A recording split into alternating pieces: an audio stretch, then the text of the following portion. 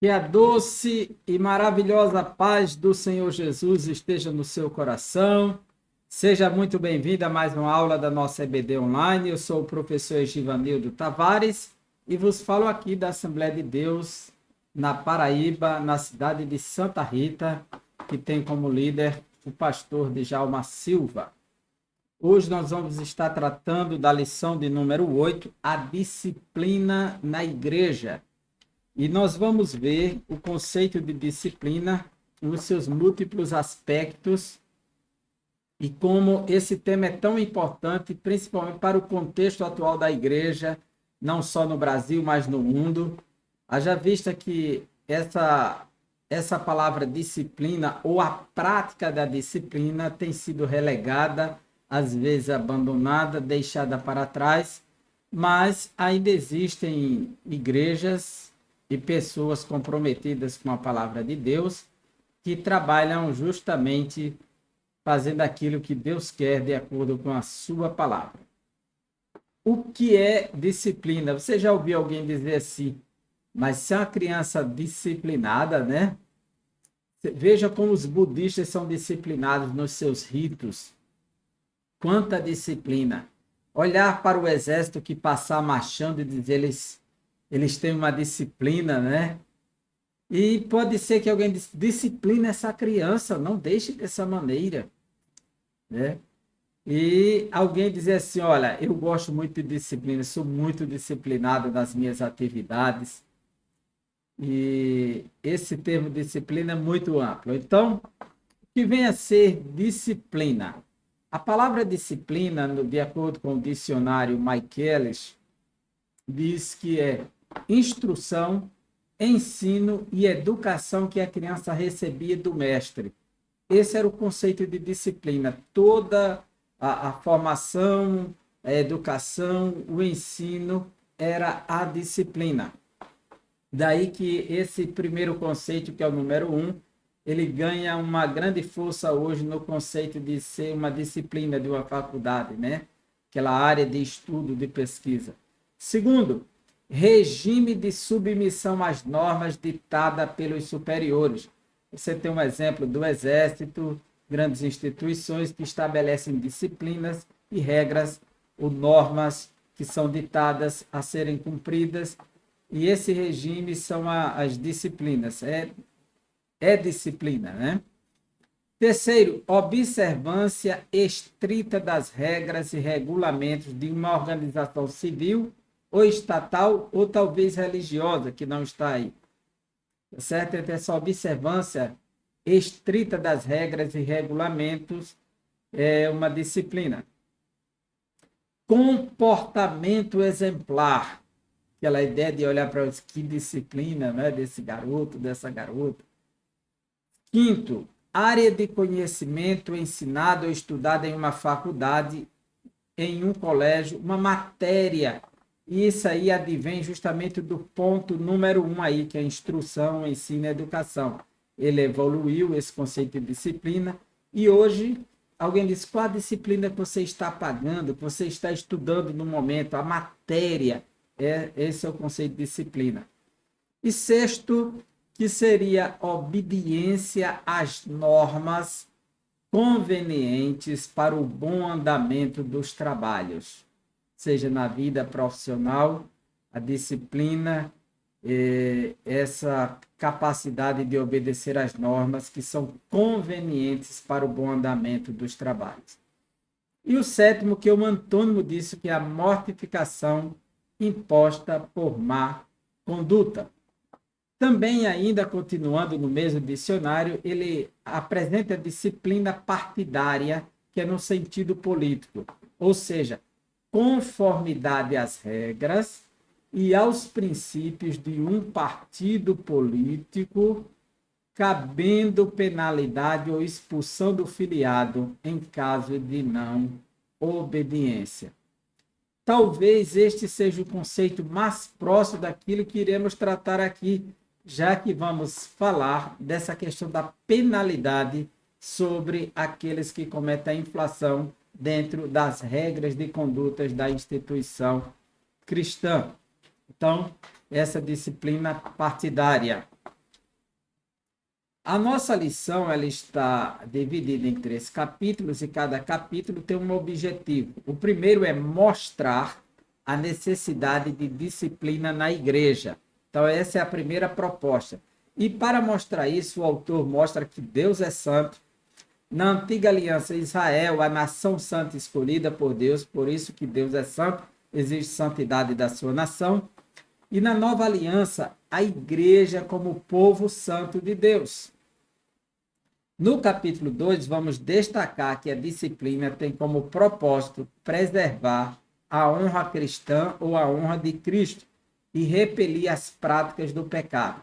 Então, nesse tópico, no capítulo 2, vamos estudar honra a Cristo, a disciplina honra a Cristo, ela freia o pecado e revela a intolerância ao pecado também, né?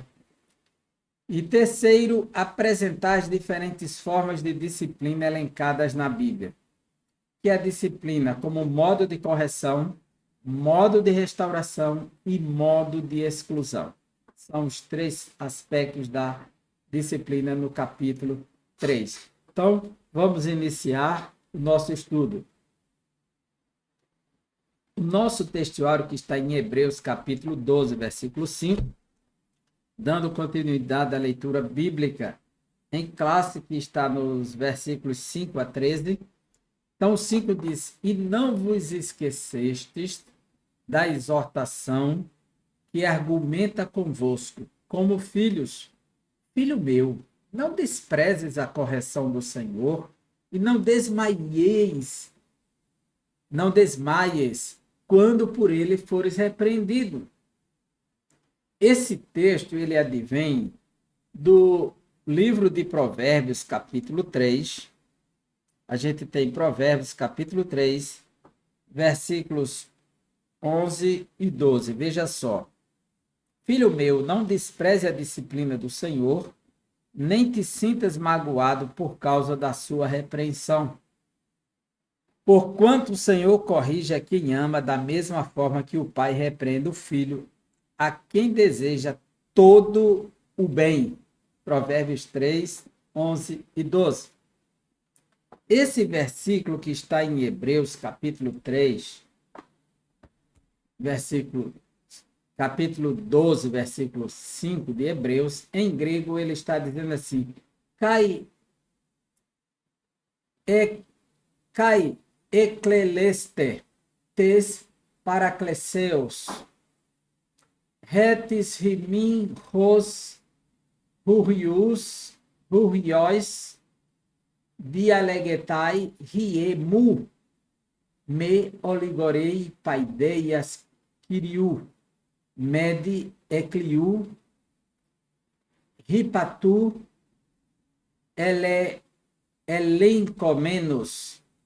Esse texto em grego, ele está dizendo: e já vos esquecestes da exortação. A palavra exortação é essa daqui, paraklésios, em grego, que vem do verbo parakaleo, que é o verbo parakaleo, que é chamar para, e kaleo, chamar para perto, para exortar, para consolar, para ajudar. Daí que vem o substantivo paraklesis, um chamado para ajudar, ou seja, encorajamento, conforto. E dessa mesma palavra você vai ter parácletos, por isso que é paracléseus e paracleses. Parácleto, que é o ajudador, é o advogado, é o consolador, é aquele que auxilia, aquele que encoraja, que é um dos títulos do Espírito Santo no Novo Testamento. E ele diz que argumenta convosco como filhos. Filho meu, não desprezes a correção do Senhor. A palavra correção está aqui, paideias, kiriu, correção do Senhor, ou seja, paideia é a criação de um filho, é o treinamento, é a disciplina. Aqui está no sentido de disciplina ou correção. Paideias, a correção do Senhor, a disciplina do Senhor, e não desmaies, quando por ele fores repreendido. Repreendido em grego é elenkômenos. Elenkômenos, que essa palavra que está aqui, elenkômenos, quer dizer expor, condenar, reprovar. Então, não desmaies quando fores por ele reprovado, exposto, ou aqui não é o sentido de condenar. O texto e o contexto quem determina. Fores por ele exposto ou condene o seu erro. Pode não a pessoa, mas o erro. Que essa é a função da disciplina. Então, esse texto ele é muito belo porque ele fala de um chamado para ajudar, um treinamento e uma reprovação. A verdade prática nos diz: a disciplina cristã é uma doutrina bíblica necessária, pois permite ao crente refletir o caráter de Cristo. Uma pessoa disciplinada, ela reflete o caráter de Cristo. Uma pessoa indisciplinada reflete o seu próprio caráter pecaminoso, caído, afastado e dissociado da vontade de Deus. Mas a pessoa disciplinada, ela reflete o caráter de Cristo. A nossa introdução nos diz: nesta lição estudaremos sobre a prática da disciplina na igreja. A prática da disciplina faz parte da história humana, né?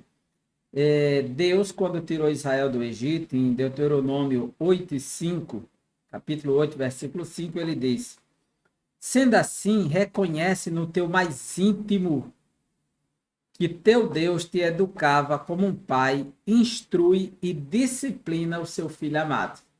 Veja como é importante a questão da disciplina. E Deus, ele sempre trabalhou essa questão da disciplina com seus filhos. Deuteronômio 21, versículo 18, ele diz: se alguém tiver um filho rebelde, quanto mais indócil, que não aprende a obedecer ao pai e à mãe, e não dá ouvidos aos bons conselhos, mesmo quando o corrigem e disciplinam, ele será levado aos anciãos para ser punido por isso. No livro dos Salmos, capítulo 50, versículo 17, diz: tu que detestas as minhas disciplinas e dás as costas às minhas palavras. Veja como Deus não está feliz com aqueles que são indisciplinados. Embora seja muito necessária, a disciplina como prática da igreja cristã vem sendo esquecida e negligenciada por muitos, mas não por todos. Ora, uma igreja que não corrige seus membros perdeu a sua identidade, não passando de um mero grupo social. O resultado disso são igrejas fracas, anêmicas e sem testemunho cristão. Por isso, nosso assunto da disciplina cristã, como um processo formativo do caráter cristão, nas modalidades corretiva e formativa, é o grande tema desta lição. Vamos lá? O nosso primeiro capítulo, ele traz o seguinte tema: a necessidade da disciplina bíblica. A disciplina bíblica, ela acontece de forma justa, igualitária, perfeita, de forma imparcial, e não está condicionada a situações desnecessárias, mas aquilo que diz respeito a um pecado grave, a uma infração contra Deus e contra Cristo, contra a sua igreja. Então, primeira coisa da necessidade da disciplina. Por que a disciplina é necessária? Porque Deus é santo. Primeira coisa, está ligada à santidade de Deus, o ato da disciplina. A natureza de Deus é santa. Ou seja, e isso não, Deus não é santo porque ele foi santificado, porque ele recebeu santidade. A natureza é inerente ao seu ser, é intrínseco, é um atributo da própria natureza de Deus, a santidade. Ele não é um ser que foi santificado, ele é santo em natureza. Por isso que ele exige de seu povo um padrão de santidade. Então, a natureza de Deus é santa. Veja o que diz, capítulo 11, versículo 45 de Levítico. 11:45. Eu sou o Senhor, que vos faço subir da terra do Egito, para que eu seja vosso Deus. Portanto, vós sereis santos, porque eu sou santo. No primeiro livro de Samuel, capítulo 2, versículo 2, o cântico de Ana, em comemoração pelo nascimento do menino Samuel, ela vai dizer: não há santo como o Senhor, porque não há outro além de ti, e rocha não há nenhuma como nosso Deus. Ou seja, a santidade de Deus é singular, é perfeita, é única. Então ele diz: não há santo como nosso Deus. Ou seja, ele é santo no sentido mais perfeito que exista na palavra de santidade, o grau de santidade. Não tem santo como ele. Quando ele exige que seja santo porque ele é santo, ele não está dizendo que tem que ser santo como ele é santo, que ele é santo na natureza e ele não peca nunca. E não há nenhuma falha em Deus. Nós fomos santificados. Então exige que seja santo porque ele é santo, mas não santo como ele é. Porque ser santo como Deus é santo é impossível. Porque Deus é o único em santidade na natureza, na essência. Ele vindica a sua santidade. Ele exige o reconhecimento da sua santidade do seu povo. Porque se ele é santo, quem for se aproximar dele precisa reconhecer que está se aproximando do santo. Então precisa reconhecer a santidade de Deus. E se isso não for cumprido, haverá o quê? Disciplina. Então a disciplina está conectada à santidade de Deus. Levítico capítulo 20, versículo 26, ele vai nos dizer assim: ser-me-eis santos, porque eu, Senhor, sou santo, e separei-vos dos povos para serdes meus. E vocês são santos porque eu separei vocês para me pertencerem. Então, essa é a grande questão, que ele exige que sejam santos, porque o santo separou os pecadores para lhe pertencerem. Salmo 99, ele vai dizer, no Salmo 99, versículo 5 e depois o 9. Deixa me abrir aqui, Salmo 99, versículo 5 e depois o 9. Exaltai ao Senhor nosso Deus e prostrai-vos ante o escabelo de seus pés, porque ele é santo. Ou seja, a ordem é para exaltá-lo e prostrar-se diante dos escabelos de seus pés, do banco do seu trono. Se prostrar, porque ele é santo.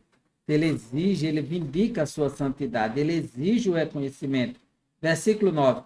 Exaltai ao Senhor nosso Deus e prostrai-vos ante o seu santo monte, porque santo é o Senhor nosso Deus. Antes era o escabelo de seus pés o seu trono, agora é o seu santo monte, onde está o seu templo. Então, sem disciplina, não há reconhecimento à santidade de Deus. Se alguém diz que serve a Deus, uma comunidade, e não aplica a disciplina quando as pessoas pecam, fogem dos padrões de Deus, então não há reconhecimento à santidade de Deus. Esse movimento está mais profano do que santo. Por isso que o texto vai dizer assim: santidade é um dos atributos de Deus e por isso é uma das causas que justificam a necessidade da disciplina na igreja. Deus é santo e como tal deve ser reconhecido. Jesus mostrou na oração do Pai Nosso a necessidade de reconhecermos a santidade de Deus quando diz: santificado seja o teu nome. Kadosh Hasheis, santo seja o teu nome. Quando Deus se faz presente, a nossa pecaminosidade se evidencia. Pedro, quando viu os milagres que Jesus operou, olhou para ele dentro do seu barco e, vendo isso, Simão Pedro prostrou-se aos pés de Jesus, dizendo: Senhor, ausenta-te de mim, porque eu sou um homem pecador. Assim, quando o comportamento pecaminoso na vida do crente não é corrigido, a santidade deixa de ser conhecida. A igreja é santa. Subtópico 2. Essa santidade é vista desde a antiga aliança, o antigo povo que é Israel, a nação santa. Deus, ele nos mostra isso. Deus é santo e a igreja também deve ser. Sede santos porque eu sou santo. Ao formar seu povo, tanto na antiga como na nova aliança, o desejo do Senhor é que ele fosse um povo separado. Na verdade, a palavra grego, hagios, tem o sentido de separado ou consagrado. A palavra kadosh também, santo, tem a ideia de separado, mas é separado para Deus. Separado para pertencer ao santo. Não é simplesmente ser separado porque alguém pode se separar, fazer uma abstinência moral, ética, por exemplo, não beber, não fumar, não se prostituir, não trair a sua esposa e não ser santo. Ter apenas uma abstinência. É muito mais do que isso, do que qualquer tipo de atitude que se faça de abstinência, de afastamento de algo. É ser separado para Deus, é pertencer ao santo. Essa é a ideia de santo. Então, em Levítico capítulo 19, versículo 2, o Senhor vai dizer assim para Israel. Levítico 19, 2. Diz ao seu povo: fala a toda a congregação dos filhos de Israel e diz-lhes: santos sereis, porque eu, Senhor, vosso Deus, sou santo. A nova aliança, que é a igreja, o povo santo, Pedro vai dizer no primeiro capítulo, versículo 16, sede santo porque eu sou santo, citando o texto levítico. Ou seja, assim como Deus separa Israel para lhe pertencer dos povos, das nações pagãs, e a isso torna Israel uma nação santa, que pertence ao santo, assim a igreja também é o povo santo que pertence a Deus, que é posse do Senhor, que é o povo exclusivo de Deus. Pois ele diz aqui, o versículo 26 do capítulo 20, que eu já li, mas vou ler: ser-me-ei santo, porque eu, Senhor, sou santo, e separei-vos dos povos para serdes meus. Ou seja, ser minha posse. Quando a igreja não disciplina, a igreja é o corpo santo de Cristo. Em 1 Coríntios, capítulo 3, versículos 16 e 17, Paulo diz que vós sois o templo santo de Deus, o santuário de Deus. E se alguém destruir o santuário de Deus, Deus o destruirá. Quando a igreja de Corinto estava se dividindo por questões banais, dizendo eu sou de Apolo, eu sou de Cefas, eu sou de Cristo, eu sou de Paulo. Então Paulo repreende, dizendo: não sabeis que sois o santuário de Deus e que o Espírito de Deus habita em vós? Então, o povo santo, ele pertence ao Senhor. É o corpo de Cristo na terra. O cristão é o membro santo do corpo de Cristo. Agora, individualmente, o cristão é membro desse corpo, que é o corpo universal, é a igreja espalhada pelo mundo de fiéis, e ele também precisa viver no padrão de santidade. Capítulo 6, versículo 19 da primeira carta aos Coríntios: acaso não sabeis que o vosso corpo é santuário do Espírito Santo, que está em vós, o qual tendes da parte de Deus e que não sois de vós mesmos? Porque fostes comprado por preço. Agora, pois, glorificai a Deus no vosso corpo. Então, há uma necessidade de viver de forma disciplinada. Então, se a igreja, como corpo de Cristo, deve ser santa, da mesma forma o cristão, como membro desse corpo. E como membro do corpo deve ser também. A santidade faz parte da identidade do cristão. Não é algo à parte, faz parte, é intrínseco à própria identidade. O conjunto de elementos que compõem a identidade cristã, a santidade não pode ficar de fora, porque sem santidade ninguém pode ver a Deus. Surge então a imagem do crente mundano ou carnal, quando falta disciplina e acaba a identidade. Então aparece o carnal. Na verdade, esses adjetivos mundano e carnal revelam, de fato, um crente indisciplinado. Alguém que não tratou ou não foi tratado aquilo que acabou se tornando um hábito pecaminoso, repetício, na sua vida. Nesse sentido, a falta de disciplina acaba destruindo o limite entre o sagrado e o profano. Portanto, uma igreja que não disciplina seus membros torna-se mundana. Veja o que diz Apocalipse 3, versículo 19. Quando alguém está sem disciplina. 3,19. Eu repreendo, disse Jesus, e disciplino a quantos amo. Se pois zeloso e arrepende-te. Essa é a ordem de Jesus para o seu povo, para a sua igreja. Capítulo 2. O propósito da disciplina bíblica. Primeiro, manter a honra de Cristo. Deus é santo, Cristo é santo, seu corpo é santo, a igreja é santa, o crente é um membro santo do corpo de Cristo, então ele precisa manter a honra de Cristo. Pois se ele é Senhor, onde está a sua honra? Se ele é Pai, onde está o seu temor? Sem disciplina, o nome de Cristo é desonrado. E isso aqui é fundamental. Manter a honra de Cristo. Quando o pecado não é tratado na vida do crente, Cristo é desonrado, o nome de Deus é blasfemado entre os gentios por causa de vós. Veja o perigo de desonrar o nome de Cristo.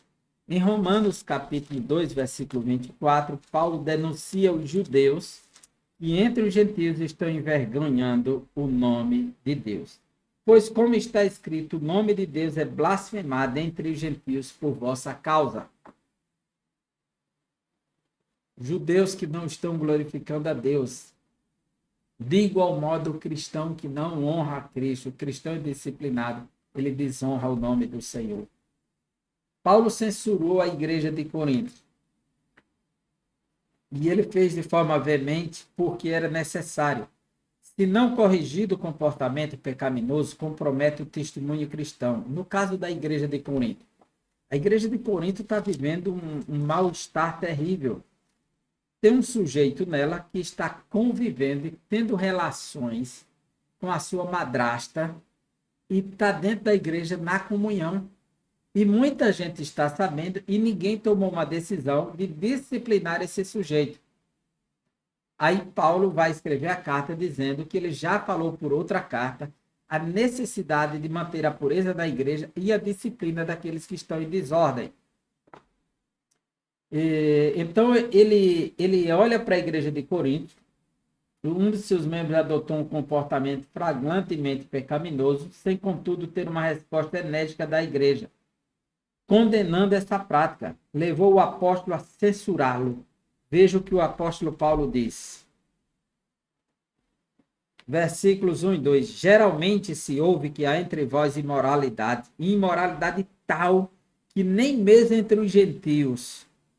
Isto é, haver quem se atreva a possuir a mulher de seu próprio pai. E contudo andais vós ensoberbecidos e não chegaste a lamentar, para que foste tirado do vosso meio a quem tamanho ultraje praticou. Tá? Há uma necessidade urgente, premente, incisiva, de se tratar essa pessoa que está com práticas imorais dentro da igreja. E Paulo, quando escreveu a igreja, ele censura a igreja de Corinto, porque este sujeito tinha de ser entregue a Satanás para que o seu espírito fosse salvo no dia do Senhor. Essa é a ordem de Paulo.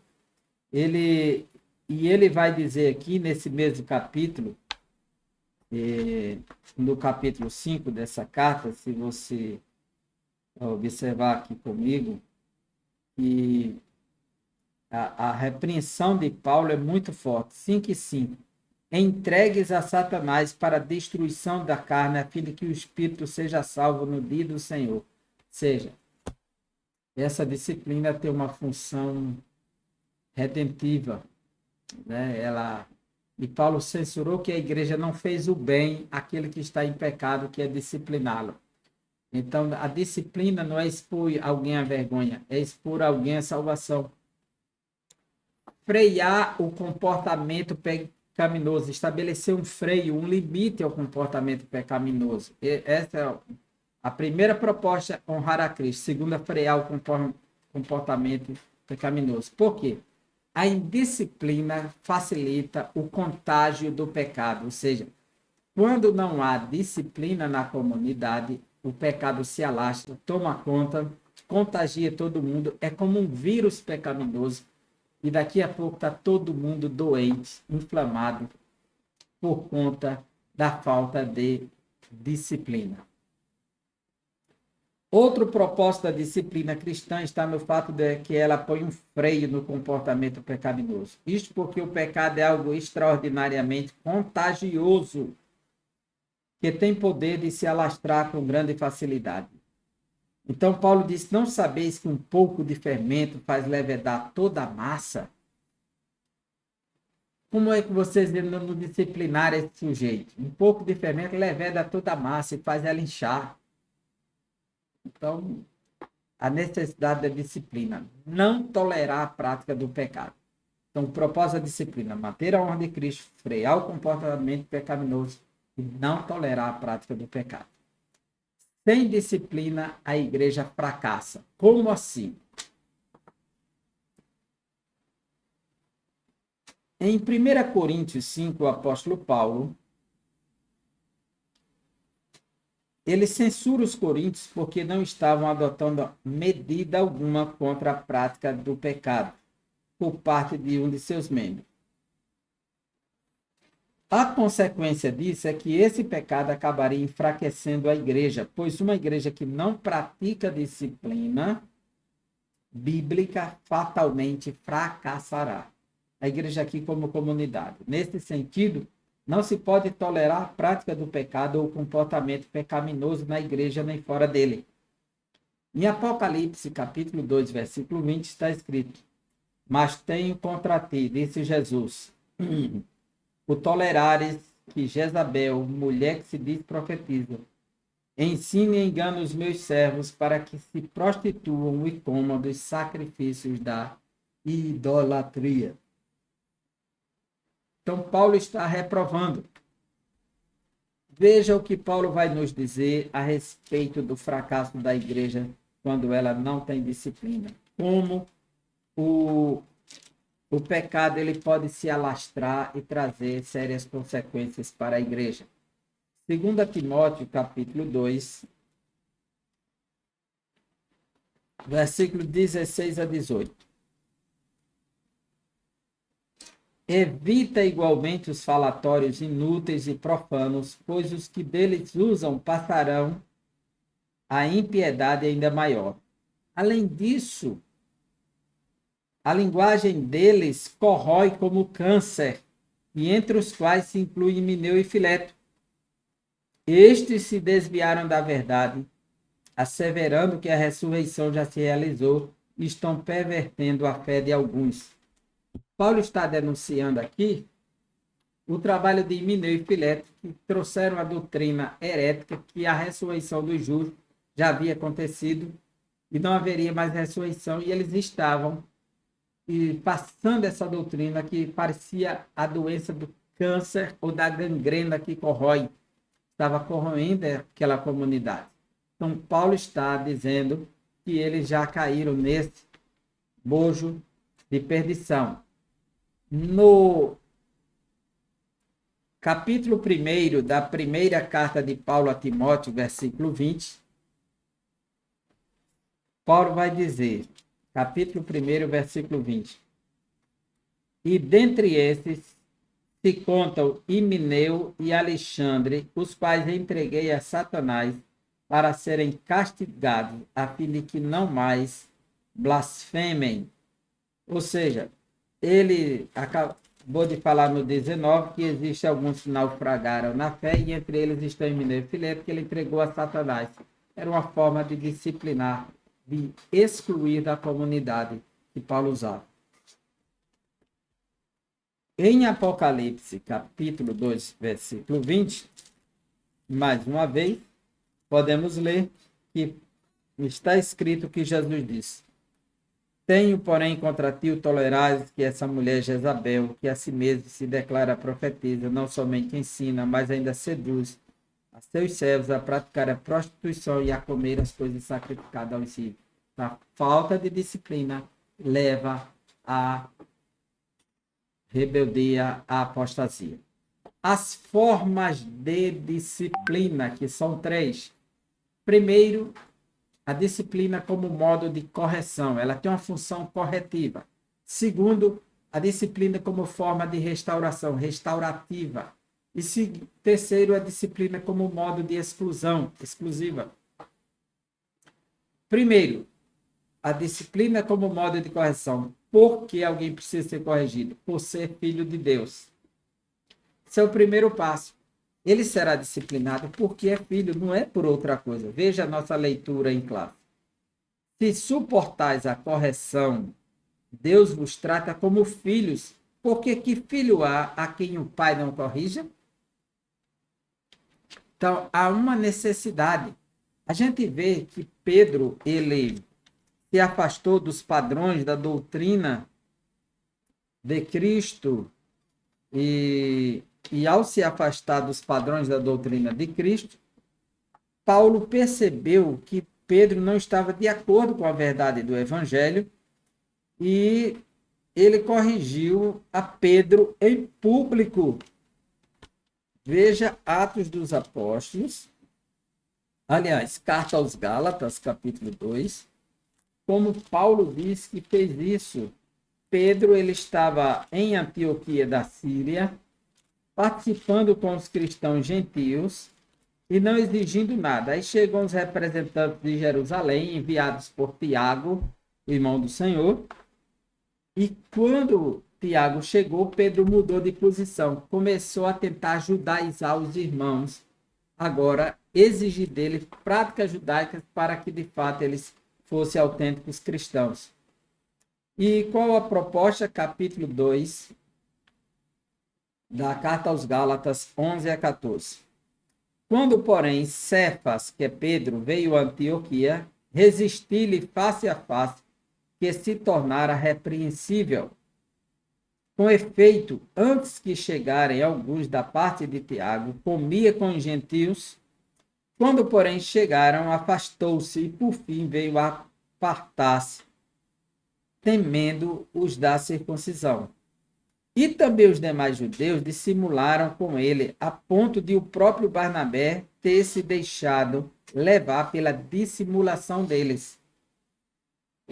Quando, porém, vi que não procediam corretamente segundo a verdade do Evangelho, disse a Cefas, na presença de todos: se sendo tu judeus, vive como gentio e não como judeu, por que obrigas aos gentios viverem como judeus? Então, Paulo fez essa, disciplinou Pedro publicamente em prol da verdade, para não comprometer a verdade do Evangelho, que os gentios tinham crido pela fé, aceitado o Evangelho da graça e não precisavam carregar nenhum jugo da lei para receber a salvação do Senhor. Então, as formas de disciplina, ela é correção. E por que disciplina? Para ser filho, assim como Paulo corrigiu Pedro, e para gerar temor nos corações. 1 Timóteo 5 e 20, o apóstolo Paulo nos diz, quando escreve a Timóteo 5, quanto aos que vivem no pecado, repreende-os na presença de todos, para que também os demais temam. Ou seja, os demais vão temer quando vê a repreensão de uma autoridade. A necessidade de gerar temor, a disciplina gera temor no espaço. No livro de Atos dos Apóstolos, capítulo 5, nós temos a primeira disciplina na igreja, e o capítulo 5, versículo 5 e depois o 11, ele diz assim: ouvindo estas palavras, Ananias caiu e expirou, sobrevindo grande temor a todos os ouvintes. Veio um grande temor quando viram que Ananias tombou com a disciplina de Pedro. Versículo 11. E sobreveio grande temor a toda a igreja e a todos quanto ouviram a notícia destes acontecimentos, ou seja, o tombamento disciplinar da vida de Ananias e da sua esposa. Então, a disciplina, ela tem essa função de corrigir. E quando o crente comete alguma falta e não é corrigida, a tendência é que isso acabe se tornando um comportamento, e esse comportamento se torne um círculo vicioso. O comportamento errado é reforçado. Dessa forma, o alvo da disciplina é levar aquele que pecou ou vive na prática do pecado à restauração e à reconciliação, conforme Gálatas 6:1. A disciplina como forma de restauração. A palavra grega catartizo, o catartizo, quer dizer encaminhar, restaurar. Essa é uma palavra que aparece em Mateus 4:21 para tratar da restaurar a rede. Eles estão restaurando a rede que rompeu, que quebrou na hora da pesca. Então, essa mesma palavra é utilizada como meio de disciplinar, restaurar, encaminhar a pessoa ao lugar certo, ou seja, para Cristo e os remendos da rede. O sentido, portanto, é fazer com que a pessoa atingida pelo pecado seja restaurada ao seu anterior estado de bem-estar com Deus, da mesma forma que uma rede de pesca volta à sua utilidade após ser conservada, e também o bem-estar da comunhão dos santos. Nesse aspecto, dizemos que a disciplina cumpre um importante papel de restaurar o ferido, conforme a instrução do apóstolo Paulo à igreja de Corinto, para que restaurassem o faltoso à comunhão. Veja como Paulo ele exigiu a disciplina na primeira carta, no capítulo 5, e na segunda carta, no capítulo 2, o que ele vai dizer acerca do disciplinado, que se entristeceu. Veja, capítulo 2, versículos 5-8. Como a disciplina revela o amor de Deus. Ela tanto encaminha, restaura, como ela restaura o ferido, porque revela o amor de Deus. 2 Coríntios 2, 5-8. Ora, se alguém causou tristeza, não o fez apenas a mim, mas, para que eu não seja demasiadamente áspero, digo que em parte a todos vós. Basta-lhes a punição pela maioria. A punição aqui é a disciplina.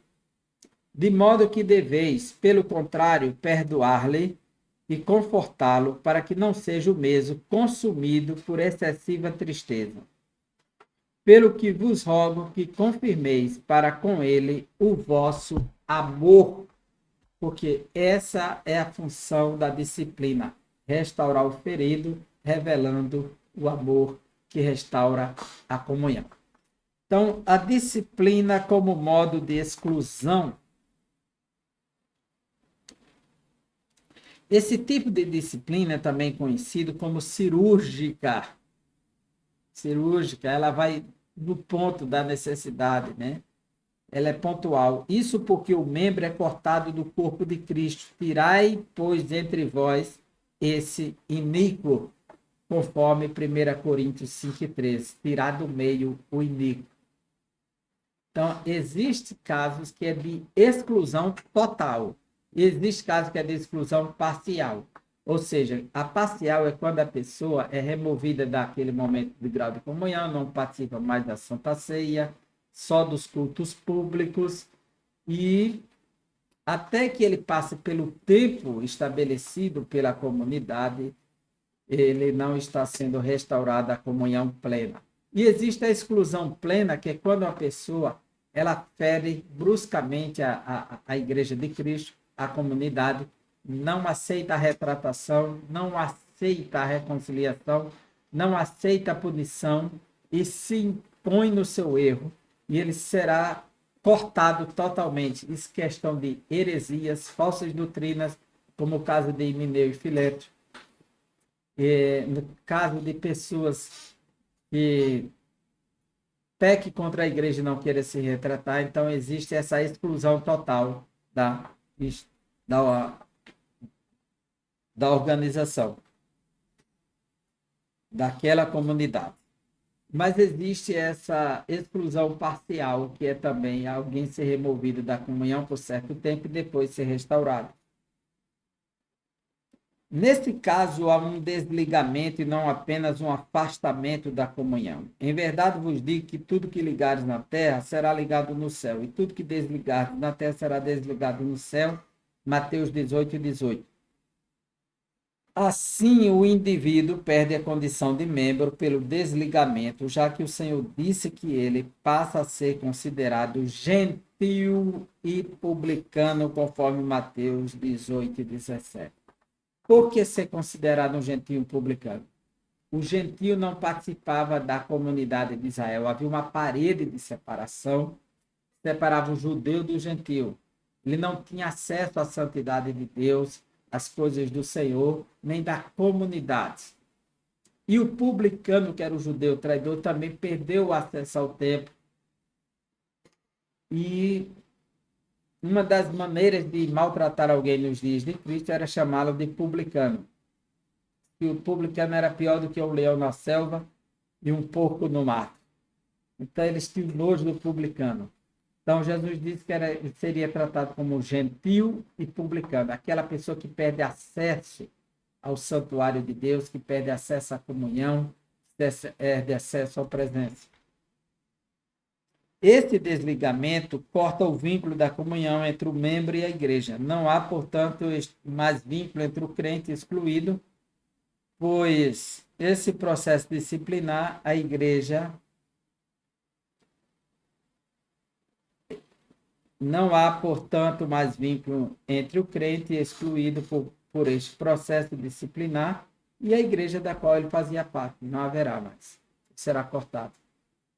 E assim que se processa. Lembrando que existe essa exclusão parcial e a total, né? Como eu falei já no início.